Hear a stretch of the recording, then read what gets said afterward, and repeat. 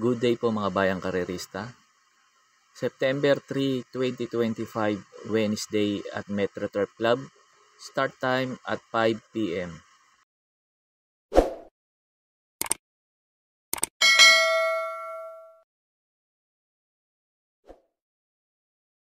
Start na po tayo, race number 1. Numero 1, Paris with Bronze. Ito para po sa akin. Susuloyin ko na po to. Tingin ko lamang na lamang dito sa grupo na to. Nakadalawang segunda na to.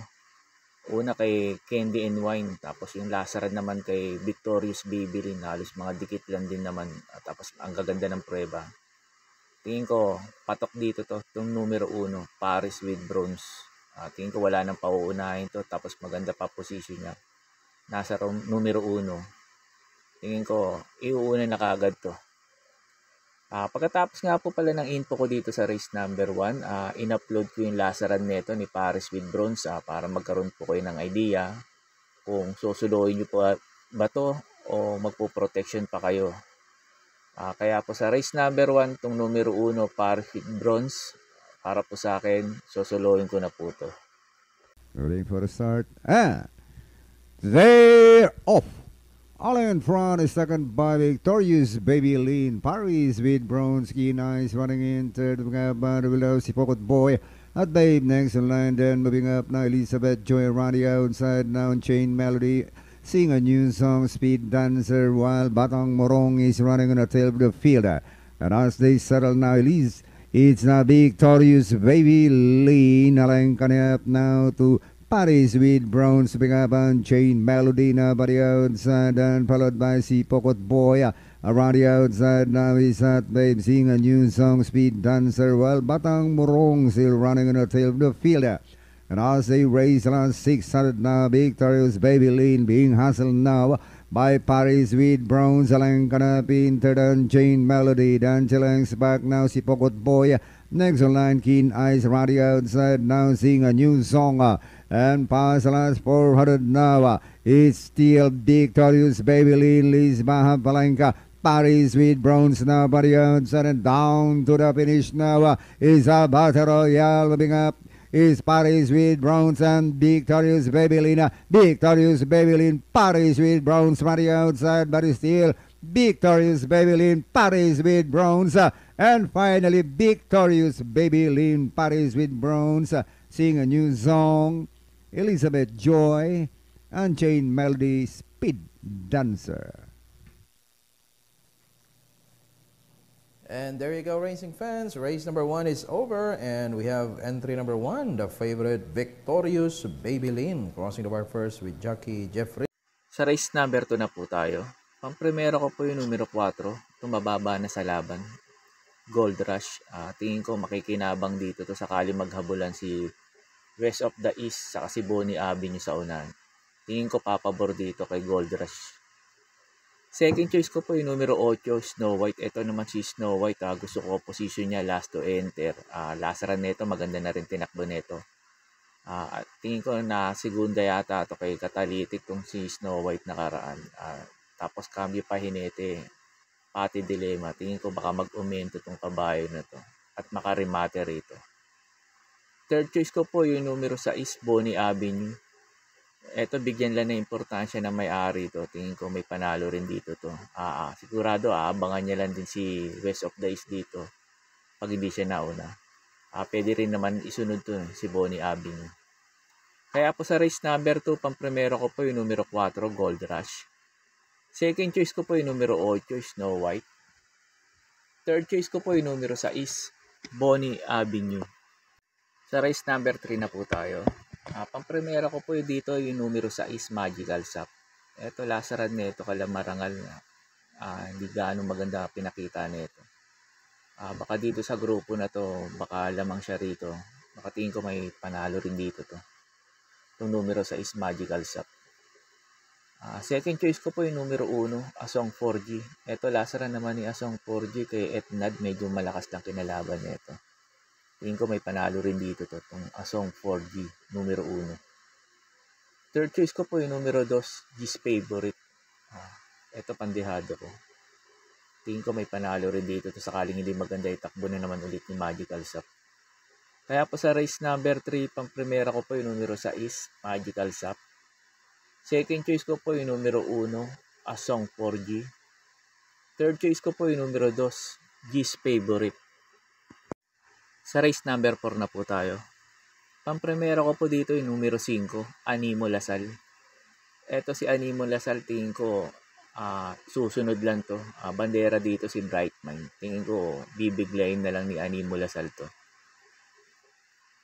Second choice ko po yung numero 2 na pwede makinabang sakaling piliting kaagad habulin ni Animo Lasal si Bright Mind sa unahan. Ito makikinabang itong numero 2, Red Soul. Kaya po sa race number 4, pang primero ko po yung numero 5, Animo Lasal. Second choice ko po yung numero 2, Red Soul. Sa race number 5 na po tayo. Pang primero ko po dito yung numero 2, Keynote Speaker.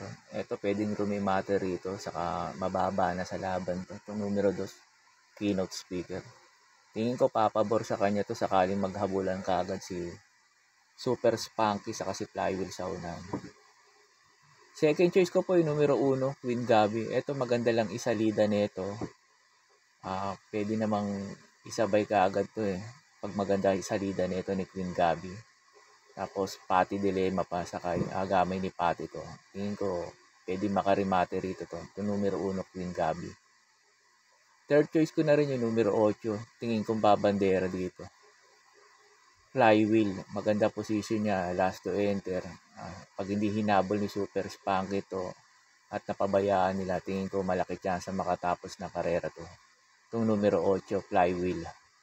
Kaya po sa race number 5, pang primera ko po yung numero 2, Keynote Speaker. Second choice ko po yung numero 1, Queen Gabi. Third choice ko po yung numero 8, Flywheel. Sa race number 6 na po tayo. Sa race number 6 na to, may tatlo mabilis dito. Si Galloping Ghost, Mr. Manileñal, Bukawi Rivertown. Kaya yung pili ko yung nakakasunod. Yung numero 7, Heavyweight. Ito, last run ni Heavyweight kay Take a Chance. Sumigunda to. Maganda tinakbo na ito, last run na ito. Tingin ko papabor sa kanya itong laban na to sakali maghabulan yung tatlo.